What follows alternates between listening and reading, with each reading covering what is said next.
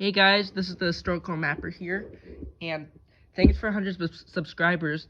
That's very nice. So, you voted, guys. You voted for the alternate history of World War II, so let me bring it to you. So, the alternate history of World War II. There are three main divergence points. The first one is Germany gets tanks in World War II. This might not seem much to you guys, but it instills in the mind of the generals that this might be useful because they see success in it, and they think, like, if this gets better, I might be able to use this in the future. So they think of it as maybe in another war. The second point of divergence is the beer hall putsch. In this timeline, it succeeds, so that allows earlier military buildup, earlier tank production and tank research, aircraft research and production, and naval rearmament. And this also allows the timeline to go faster. With that in mind, the third, which isn't that important, but you'll see later on why, Italy goes to war with Ethiopia in 1934. It takes a little longer since their military isn't as prepared, but they eventually win by 1936, a few weeks before the German invasion. So with that in mind, let's hop to it. So Germany wants to annex Austria in 1936, in December 1936. They have a huge army since, 1923 putsch, and their tank research is years upon years ahead of time. Well, the Allies don't really have that. They haven't really focused on that. And Hitler remilitarizes the Rhineland in 1930, which the Allies start to militarize after that, but it's way too late. The Germans are so far ahead. But Italy, since in our actual timeline, they didn't like that the Germans annexed Austria. And they were actually trying to form a front with France and Great Britain before the invasion of Ethiopia, that they would stand against a German annexion of Austria and go to war with Germany. On this timeline, Great Britain and France don't, but in a rallying cry to try to get them on their side, Italy declares war, gives Germany an ultimatum for 10 days. This is a fatal flaw. Most of Italy's troops are still down in Ethiopia, over half of the army. And this also allows German troops to get prepared on the Austrian border. So they have more planning, they have more entrenchment, they even have just like they know where they're gonna go, and right up along the border. With this, the time passes and Italy declares war, expecting for France and Britain to join, but they don't. So Germany goes to war. They're ultimately able to smash the Italians. They win at the Battle of Tomezio, and they smash down to the Adriatic Sea. This cuts off Trieste from Italy, and so Italy tries to do a Dunkirk type evacuation. This does not work because the German Air Force, as I said before, well developed, is able to destroy the Italian transports, but very wisely they don't destroy the warships. This is a double-edged sword. If Italy is able to hold on, and maybe even escape after the German invades their country, they might be able to use that navy when they evacuate to the Dardanelles or East Africa or even Libya. But on the other side, if the navy surrenders, Germany has a huge navy, so they take this gamble. But anyway, Venice falls 2 days after the push to the Adriatic Sea. And pretty much after that, German tanks are able to capture Milan. This cuts off Italy from their industrial basin, and are able to cut off Piedmont as well, which didn't really have much in troops, but it cut off the north, and it also too damaged morale for Italy. Really, right now, Italian troops are in chaos, and there's nothing really much Italy can do.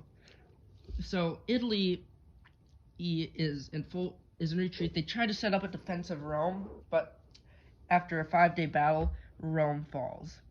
When Rome falls, the Vatican surrenders to Germany. This creates a split in the Catholic Church. Germany uses the Vatican as a puppet to control Catholic followers. So some loyalists stay with the Catholic Church, even though they teach anti-Semitic policies and, German-type stuff, Nazi German-type stuff.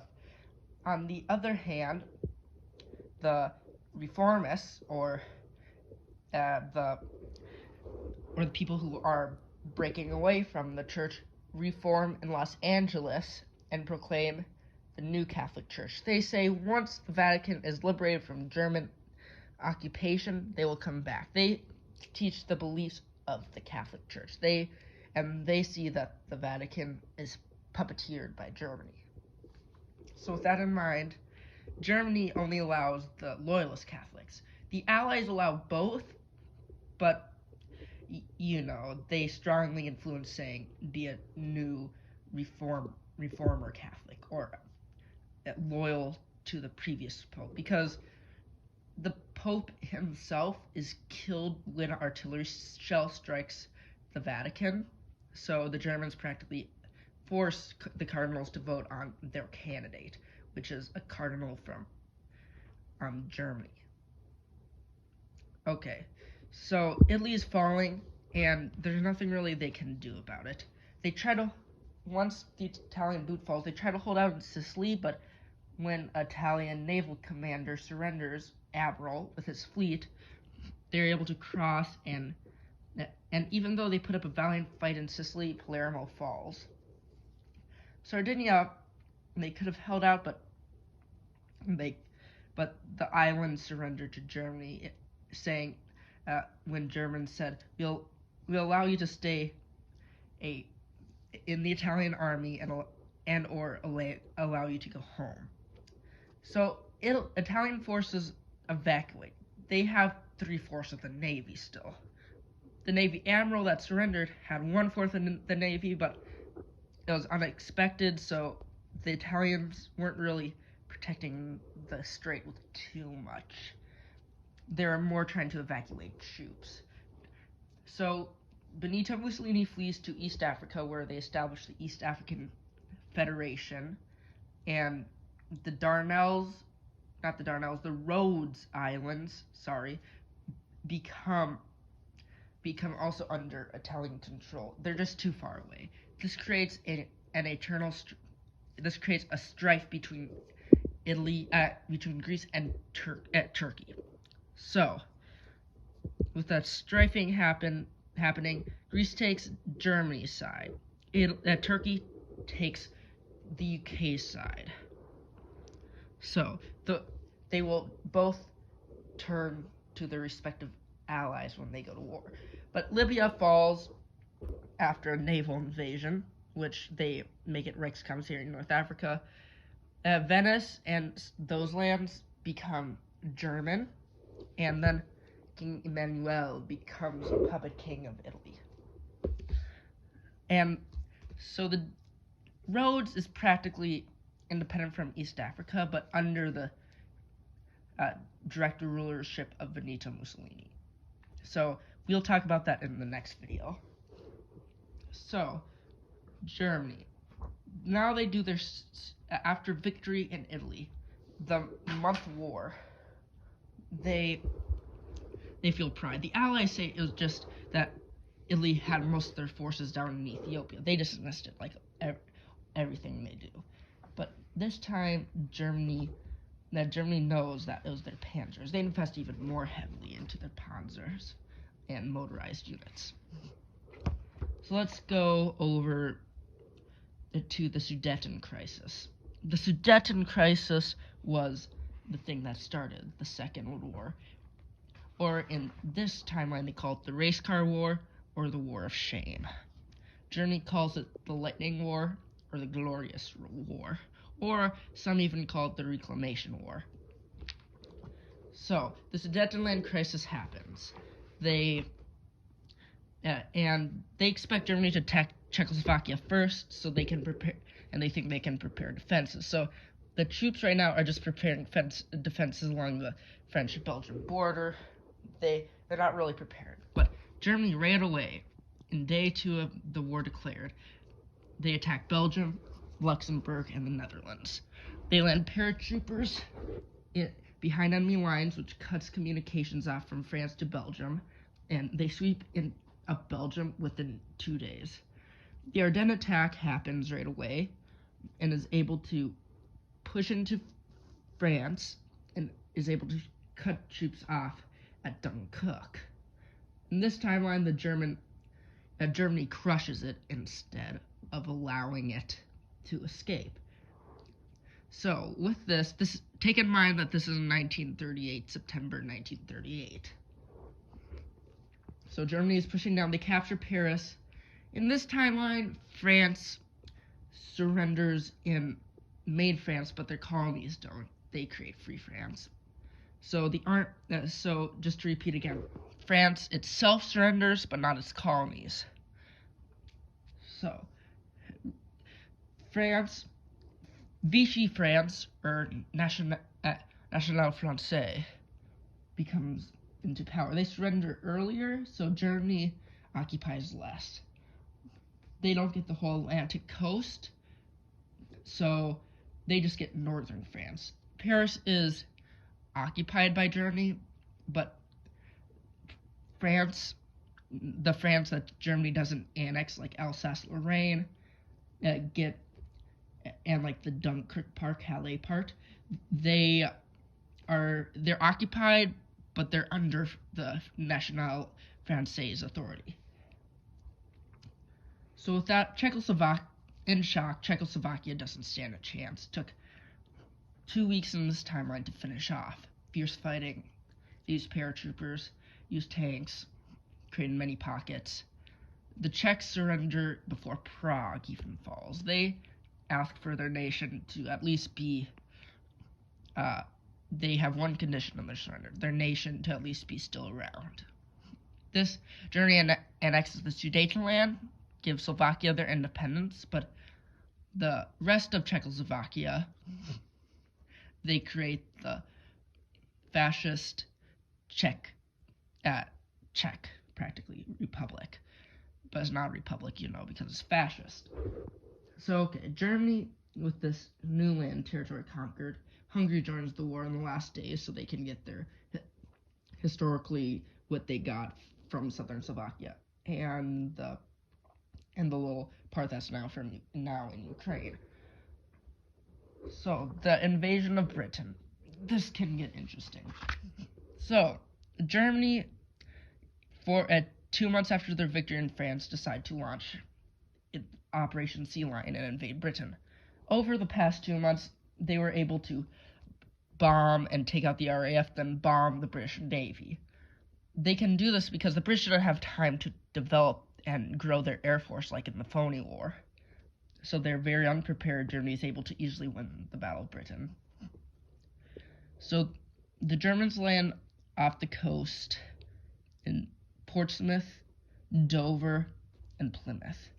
They completely overrun the British forces there pretty easily. They are able to take over Cornwall within a day, and they're also able to get to the outskirts of London within 2 days. The reason why is because the British thought that their navy would deter any landing. Just to tell you, it is still under Chamberlain. But 3/4 of their navy are somewhere else across the world. So keep that in mind. And harsh fighting is happening in the Libyan front. So yeah, the Germans just use it as a sideshow to attract British forces there. So anyway, the British try to establish a defensive line from Bristol to London.